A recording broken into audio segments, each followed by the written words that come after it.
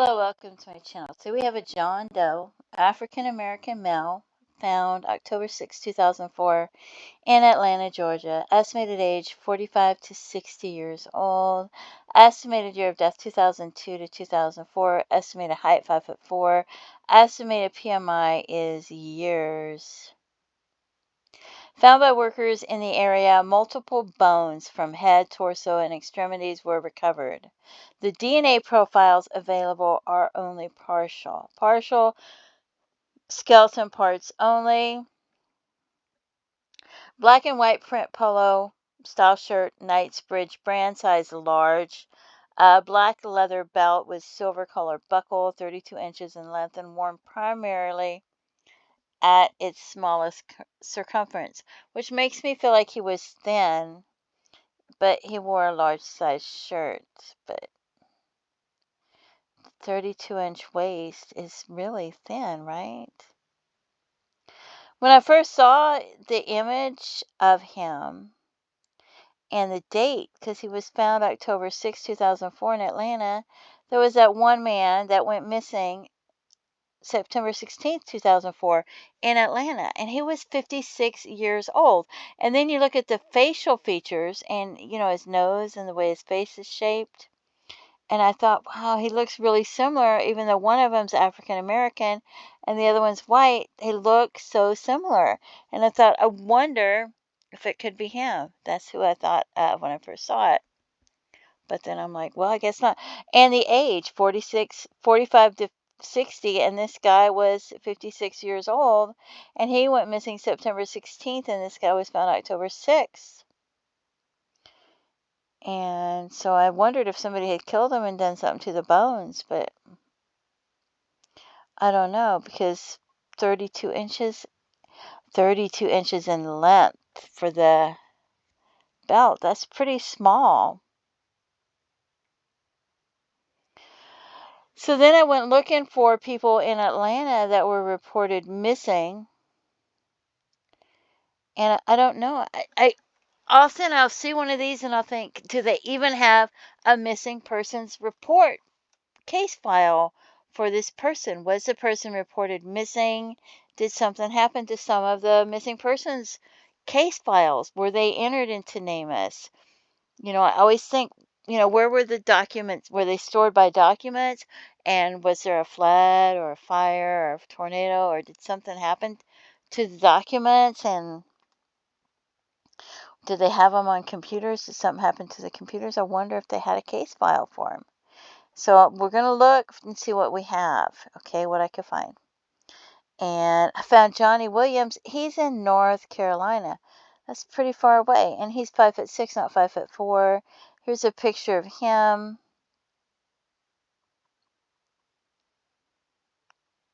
It's estimated, so. But he was in North Carolina.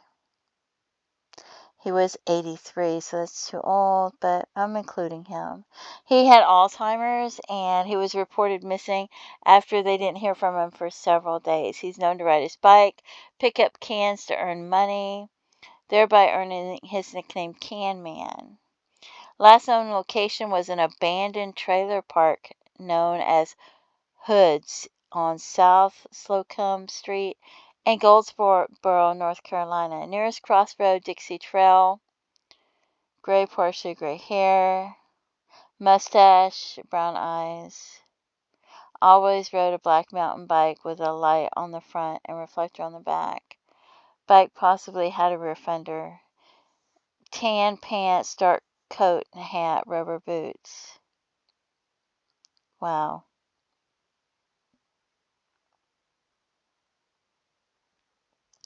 The next one I had is May 10th, 2004, Union City, Tennessee. And that's far away. I would expect it to be someone in Atlanta, Georgia that went missing. We have Arthur Buck Macon from Union City, Tennessee. He's 77 years old, 5'6" to 5'7", so that's a little bit too old and a little bit too tall if the estimated height is correct. Date of last contact, May 10th, 2004. His wife left for church at about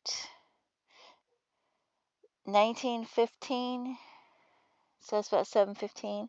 When she returned, he was not at home. He's not been seen since. He was known to wander off and be disoriented.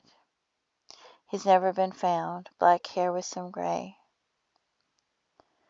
Black and gray mustache and some stubble on his chin, brown eyes. White shirt and dark gray pants with a tag that says uniforms to you on it. No vehicle known. That's sad. Then we have this man from Shreveport, Louisiana. Here's a different picture of him so that you can see there's different pictures. He went missing in 2003, December 25th, 2003. 5'6", 210 pounds. It doesn't really give any information. Just says he was last seen there. Balding hair, brown eyes. He did have a vehicle. His car was never located. 1995 Cadillac DeVille, Louisiana license plate. And there's a tag number there. How sad. And then we have Galen Leak, went missing from Red Spring, North Carolina in 2002. He could have been anywhere from 5'4" to 5'9". He went missing in September. Unknown location of disappearance. Black hair, brown eyes. I really don't have much information on him. And there's a picture of him. Then we have this man missing from Winston-Salem, North Carolina in 1999. 5'6", 73 years old. McCombs was last seen at his residence in Winston-Salem, North Carolina, November 4th, 1999. And that's really far away. And we have someone from Baltimore, Maryland, that's even further away, went missing. Alzheimer's. 80 years old. Black socks, black dress shoes, belt, black cap with cargo. He was last seen around 4 p.m. at his home. He left traveling toward a local store but never returned. The following day, his gold 1993 Honda Accord was located abandoned in the front yard of a farm off Fort Davis Road in Warren Township, Pennsylvania. He may have traveled from Interstate 70 to Maryland to Pennsylvania, where he picked up Route 456 to Fort Davis Road. Wow. And then we have Daryl Moneyham, went missing July 6, 1999, from Birmingham, Alabama. He was about 5'6". That's closer, right? Last seen in Birmingham, Alabama. He left to go to the store for a minute and he never came back. His wife reported him missing in July of 1999. 2 months earlier, he pleaded guilty to trafficking cocaine. He was given probation, but not wanting to pay court costs, he never met with his probation officer. A warrant for his arrest was sworn in August 31st of 1999. Foul play or a desire to avoid prosecution were never ruled out as possible causes for his disappearance. He had earlier brushes with the law for drugs and misdemeanor harassment. That's in 1999. Birmingham, Alabama is not really that far away. I mean, it's still ways away. I would really expect it to be somebody in Atlanta, Georgia. This is all the way in Philadelphia, Pennsylvania. 5'4" to 5'5". White race as ethnicity, Hispanic Latino. Missing since August 8, 2004. Wears glasses, short sleeve shirt, dark pants, sneakers, and a baseball cap. Antonio was last seen August 8, 2004, near his residence in the area of Mulberry and Frankfort Avenues. He suffers from Alzheimer's disease and diabetes. I often wonder if these people don't end up in one of those homes for the elderly and people don't know because they don't know who they are. I don't know. But Ralph Campbell went missing January 9th, 1999 from Oakland, California. That's really far away. And he's too tall. He's 5'8", and he was only 40 years old. It doesn't give any information, just says he was last seen January 9th, 1999. And then Elliot, like I said, because he reminded me of him. When I saw him, I was like, wow. Because they only have some of the bones. But yeah, I thought, wow, I wonder if that could be because his facial shape, his chin and his nose and his eyes, and the way his face is shaped really reminds me of him. It really does. Isn't that crazy? But anyway, this could be somebody that was never reported missing, or they don't have a case for him as being missing. I don't know if something happened to some of the case files or what they did, because it's been 20 years, so who knows?